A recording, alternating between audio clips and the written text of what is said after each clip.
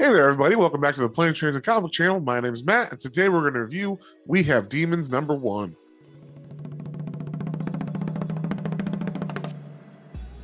But before we get into that, if you guys wouldn't mind sharing, subscribing, all that good stuff, it really helps me out and lets me know what you guys want to see more of. So with that being said, let's get straight into it. So we see the cover here. This is a Comixology original, but this is the beginning of the new Scott Snyder.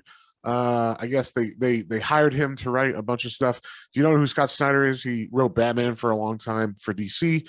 He's kind of like one of DC's biggest writers.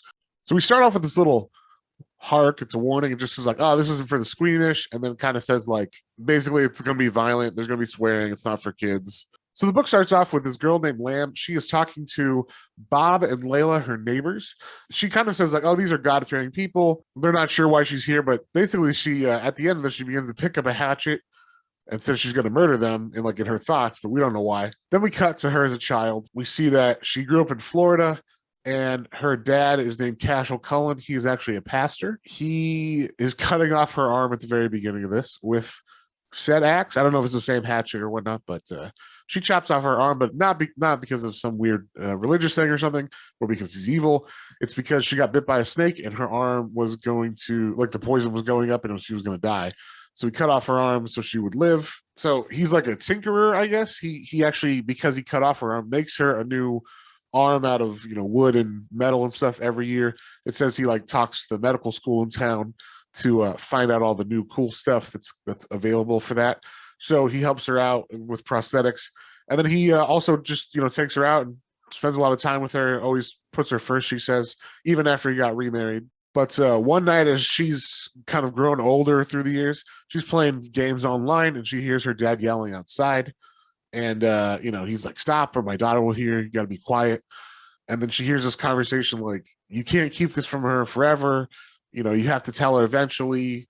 And the dad's like, no, this is like, she's not finding out right now. She's too young. Not yet. This is the end of the discussion. So because of this, she starts like snooping around in his private study, and she finds some weird stuff like his planner. It says hell whenever he's out of town. She finds like a bloody shirt in the laundry after one of these trips. She said she found chains too in the laundry. So either he's an assassin or he's like a weird BDSM person or something. So she doesn't know, but she confronts him. And basically he tells her like, no, I'm not telling you. He says, fuck off. He's like, don't bring this up again. You're not ready. So she does leave him alone, but leaves him alone and kind of like they have a falling out. Like they are not as tight as they used to be. She ends up going to college, and they just grow apart, because he's not honest and open with her. Then she gets a call in June, it says, so probably 1 year after she started college, and turns out her dad died. And when she goes to the funeral, we see everybody that's there is people she has no idea who they are. So she's very weirded out by that. So that night, she in kind of like an angry rage about like her dad and not knowing what happened to him exactly and not knowing what he was doing like secretly. She gets mad at him. So he has a snake that bit her, like stuffed on his like mantle at the church. So she throws her prosthetic arm at that snake. And it turns out that when it hits it, that's like actually the actuator for like a secret passage. And she goes down there and finds pictures of people dead and an axe and all this crazy shit. Her stepmom actually follows her down there and ends up telling her that your dad was a demon hunter.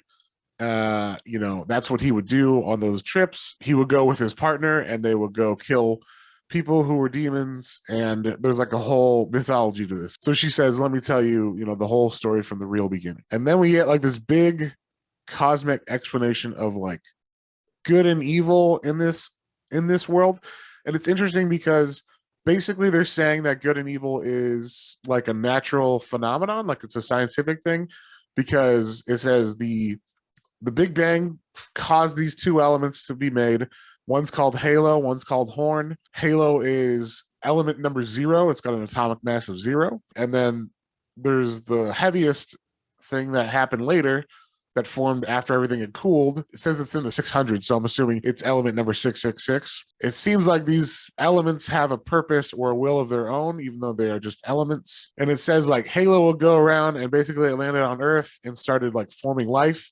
But Horn, kind of catching up later, would pepper the Earth with like little asteroids or meteors of itself, which would cause like demons to corrupt the life that's on Earth. Basically, it had to wait until there was something that was corruptible or that it wanted to corrupt, and that actually was the Nephilim, they call them, or the Atlanteans. So Horn corrupted them first or whatever, and then so humans, in order to fight these Nephilim or these Atlanteans, were able to find the element Halo, which is an actual element, and forge it into blades. They say it's 1,000 blades they actually make. The element specifically only works if you have faith. For example, if you have a strong belief in something, it will release endorphins or adrenaline when you are calling upon that faith or belief, and that release triggers the element to be like a holy weapon kind of thing. And basically throughout the years, like the millions of years that the Earth has been around and this fight has been going on, out of those 1,000 blades, only 9 of them are left. Her dad was one of those 9. He has a hatchet. So then we cut back to the beginning of the book where Lamb was talking to the family, the 2 nice people, and she said she's going to use her axe. And they are very calm about this. She just says like, oh, I need to find out if you're a demon. If you are, this will light up. If not, you're good to go. So she tries it on him and nothing happens. No glow happens. This couple are demons. They explode and reveal themselves to be demons. They attack her right away. And she is unaware, so she put down her hatchet and everything. So she fully believed that it would light up like it was supposed to. But it falls out of her hand and they're like, oh, you don't even know how to use it. That like, why are you even reaching for it? You're totally going to die. I'm gonna leave it here because I don't want to spoil the whole end of this book. But I gotta say, it was a fucking blast. It was awesome. This book has great art by Greg Capullo. It is very Spawn reminiscent, not in like a weird way or something. Like it's not like he's copying what he's already done. It just has that feel. And the writing is interesting because it's like he took a couple of ideas that have already been tried out and kind of came up with his own mythology behind those things and is now kind of running with it. So to me, this feels a lot like the movie Frailty, where like there's a dad who like tells his kids there's demons and we have to kill them. This is a little bit of supernatural in here because it's like we're demon hunters. There's special weapons and shit that you can fight with and whatnot. But the twist on this is he came up with the whole mythology of the elements. It's a hybrid original idea, which a lot of ideas are. But this one seems like fairly like, oh, maybe he saw that movie and held on to that idea. He liked that concept.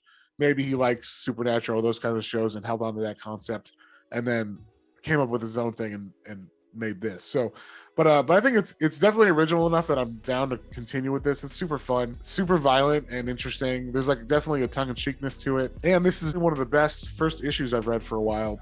I would give this like a 4.5, but check this one out. It's a blast. I had a really good time and really good first issue. So with that, we'll see you guys on the next one.